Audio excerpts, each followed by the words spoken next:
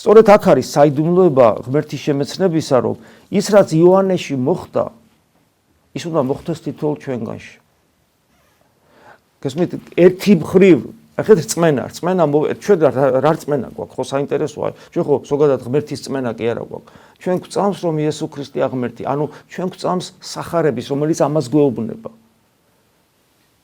სახარების, რომელიც ამას გვეუბნება, რომ იესო ქრისტე არის ღმერთი, ოღონდ თანმიმდევრულები უნდა ვიყოთ. ერთის მხრივ ჩვენ სახარების გვწამს, ანუ წმინდა წერილის გვწამს, მაგრამ წმინდა წერილის არ ვიცნობთ, წმინდა წერილის არ ვკითხულობთ, წმინდა წერილის არ უღმავდებით და გონია რომ რაღაც ამოწურული გვაქვს, არადა ეს არის მუდმივ წყალ გამომდინარე წყარო, რომელსაც ვერასოდეს ვერ გამოლევ და სულ ახალი და ახალი იქნება და რაც მეც ამოიღებ, უფრო მეტი სიმდიდრე აღმოცენდება, უფრო მეტი სიმდიდრე ამოვა. ეს თვისება აქვს წმინდა წერილის. რაც მეც ამოხაპავ, უფრო ძვირფასი რამ ამოვა და ეს იქნება დაუსრულებელი. უძირო ჭა არის.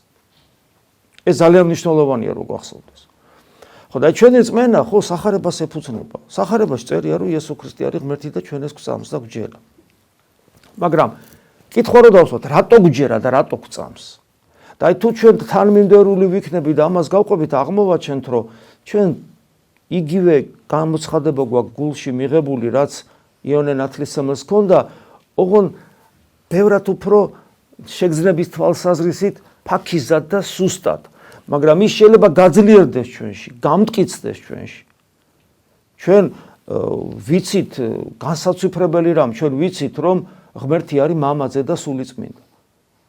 ადამიანის ჩვენ რო შინაგანად, ინტუიციურად, მადლისმიერად ეს ცოდნა რომ არ გქონდეს, იმდენად გონებისათვის, იმდენად მიუღებელი ფორმულირებაა ესა ყოფიერების, რომ ჩვენი გონება აღდგებოდა მის წინააღმდეგ და არაფრით არ მიიღებდა.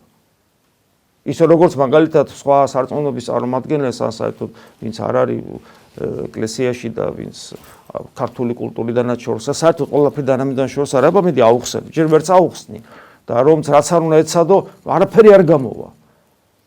აპროტესტებს ადამიანის გონება აპროტესტებს თვითონ ამას. გესმით?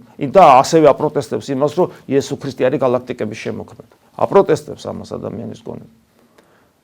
ხო და ამიტომ როცა ჩვენი გონება თუ ამას, ჩვენი ინტელექტუალური აპარატი თუ ამას არ აპროტესტებს, ესე იგი მას აჯობა რა?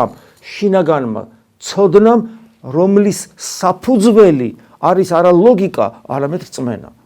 ამიტომ აი პავლე მოციქულის სიტყვები, რომ რა არის რწმენა, არის ის, რაც უხილავია, რაც მიუწვდომელია გონებისთვის, იმის შესახებ ცოდნას რომ აძლევს და იმას რომ წარმოაჩენს, იმას რომ გამოაჩენს, იმას რომ განმიცხადებს. ანუ რწმენა არის შემეცნების უმძლავრესი ინსტრუმენტი.